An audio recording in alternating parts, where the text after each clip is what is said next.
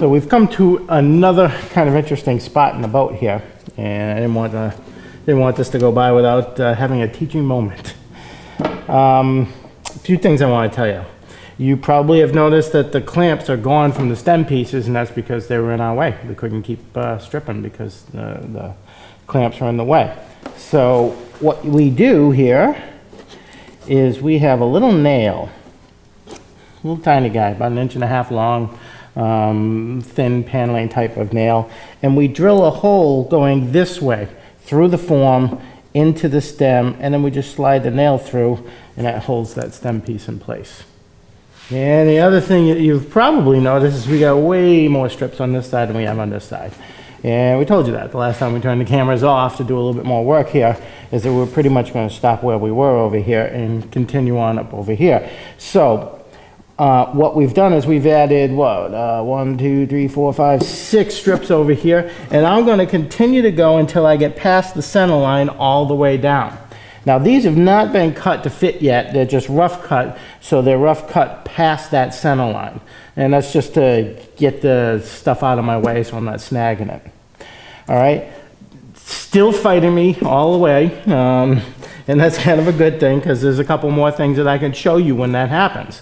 Now that we're at the bottom of the boat, there are a few options. And again, I'm going to show you the most likely option that most people would choose anyway, which is strip past the center, cut a straight line, and then strip up to that straight line. All right. But from here, if you wanted to, you could put, decorative strips down the middle and then just fill the, what we call a little football there, or the wedge. Or there's any number of decorative things that you can do at this point.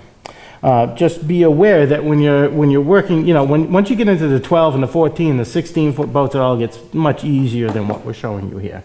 But when you're working with tiny little boats like this with a lot of curves to them, that doing that decorative stuff can be a little bit trickier than you think it might be. What some people like to do is strip it this way, the way I'm about to show you, and then if they want to put a decoration in, they cut out their decoration and backfill it. And what that does is it gives them a fairly rigid form to do it on. Okay, so I've got a strip here, and we're down to probably less than 6-foot strips at this point. I got a strip here. I'm going to show you how we backfit that in. And it's using all the same skills that we've already learned here, right? So I've got a screw underneath here, I'm clamped to it, and then I'm gonna just start taking care of this stress issue that I have here, one piece at a time. Because you can see up here, when I start to push it, boy, there's a whole lot of stress happening there. So the smart thing to do is to not force it against the forms yet. So right now I've got about a good 2-inch gap here. So I'm going to start to heat all this up and pull it back, and you're going to see that it'll float right into place. All right. So let me get some water and a heat gun, and we'll do just that. All right. So same as before. Get some water on there to add to the moisture that's already in the strip. And then we'll go ahead, put a little pressure on it,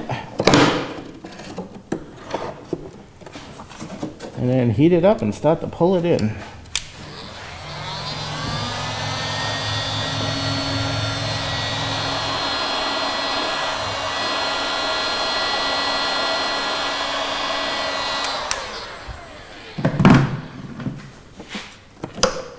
All right, just check it every now and again. See how close you can get it. So I'm still about a little more than a 1/4 inch away, and there's still a lot of stress on that. So I'm just going to give it a little bit more water, and I'll come back and hit it again. Make sure as you're doing this that you're not twisting the wood one way or the other unless it needs to be.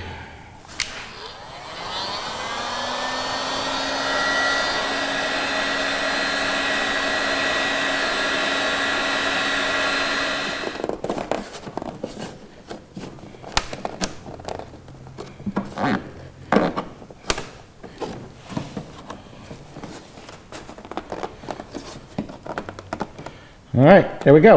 All right, so I have a nice curve there. Now I gotta do the same thing out at the other end, which is gonna be a little bit easier because the curve's just not as tough down there.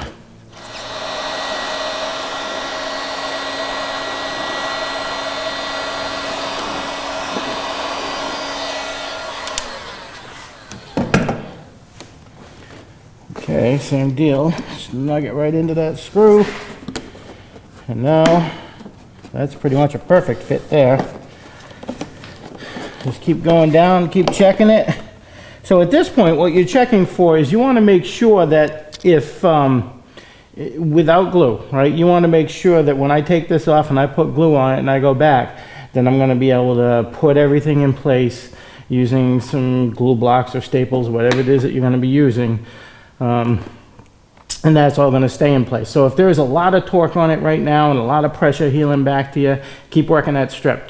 Because when you're done, you're going to see when I take this off and bring it over to the glue block that this strip has one heck of a bend in it, and you can really get it to do what you need it to do. All right, so let's get a little bit of glue on this thing. So as you can see from the strip and the bending jig, or the gluing jig, she's got quite a bow to her now. Make sure, keep repeating this, make sure that you mark them before you take them off the boat. So you're going to have a heck of a time figuring out where they go.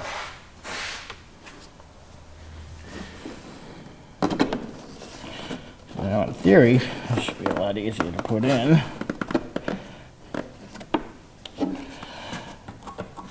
Again, if you're working alone, just get it close. Put some clamps on some screws underneath. And then you can come back and do it right. I always like to take care of the tough half first.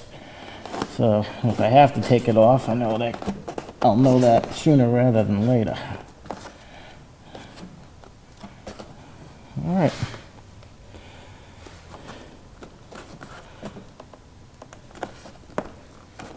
All right, looks like we got a good fit, so I'm going to get my glue gun ready with some blocks. I'm going to put some glue down here on the stems. Let's get this thing in place.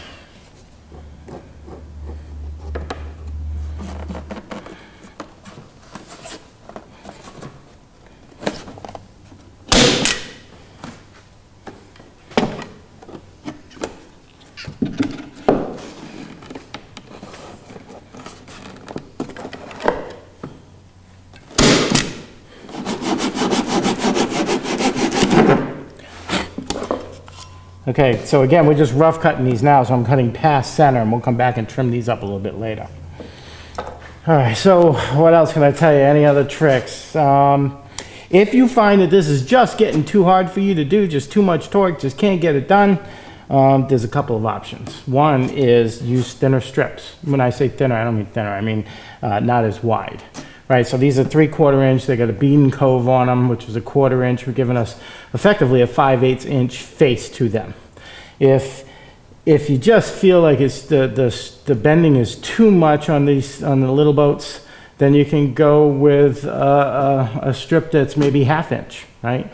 And that's as easy. If you buy a kit, that's as easy as running it through with an extra bead on it and taking off. You know, 1/4 inch, a little less than a 1/4 inch, 1/16 of an inch, 1/8 of an inch, if I do my math correct. Or what you can do is stop and just put a straight strip right down the middle and fill this in, which would make it much easier because now you're just simply doing straight strips, right? Which are real simple to do.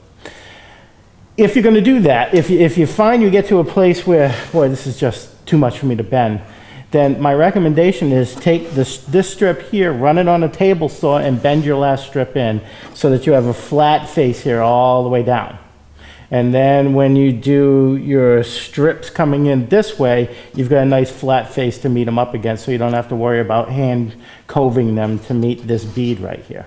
All right, and when we get to the other side, when we start doing the deck on this thing, I'll pretty much show you what I mean, because what we're going to do is put a stripe right down the middle of it and then strip up to that stripe, and that's exactly what I'm talking about here.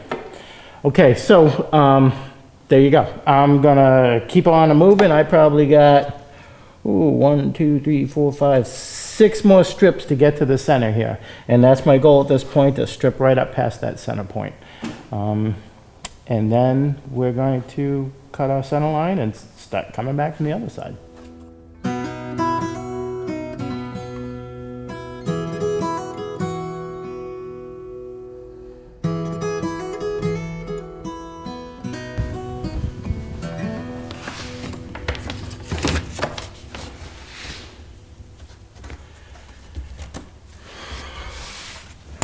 In the spirit of showing you all the little tips and tricks that we use around here, I'm going to show you how we kind of prep some of our wood. Just a second here. All right, so as we've been showing you, it gets tighter and tighter as you go up that boat, right? And one of the things that you can do, particularly if you're working by yourself, is kind of pre-bend the strips. Now, these are all 6 feet long, short strips, and it'll take care of probably the last 10 strips going in and up the boat. And what I do is I basically have this pre-bent to pretty much, not quite, but pretty much whatever that curve was going to be on the inside, which just allows me to struggle a little bit less while I'm working on the boat. I'm doing 3 strips at a time, and the reason for that is you have to hold them down. They're going to want to twist and flop around just like they do on the boat. So what we have here is a large block in the middle, and the reason we have a large block with rounded edges is so that we don't pull down in one point in the middle and basically V the strips. We're not looking to make a V here, looking to make a nice curve, right? So the best way to do that is use a large block, curve it on both ends so that we're not digging into the wood, and then pull it down and tighten it down. Over here we're doing something very similar.